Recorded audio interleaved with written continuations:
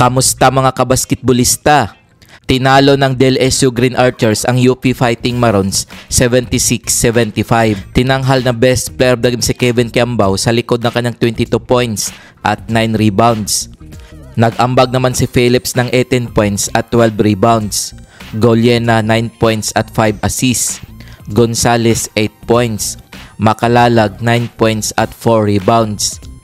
Nag-ambag din ng 5 points at 3 assists si Austria. David 3 points, 6 rebounds at 3 assists. Agonani 2 points at 6 rebounds. Para naman sa natalong UP Fighting Marons, Francis Lopez 16 points, 9 rebounds at 4 blocks. Kagulangan 16 points, 7 rebounds, 5 assists. Abadiano 16 points. Meliora Brown 11 points, 8 rebounds, 3 assists. Nagtala naman si Alarco ng 5 points at 3 rebounds. Torres 5 points. Torcolas 2 points. Ododo 2 points. Stevens 2 points. Kung bago ka pa lamang sa channel na to, mag-like na at subscribe.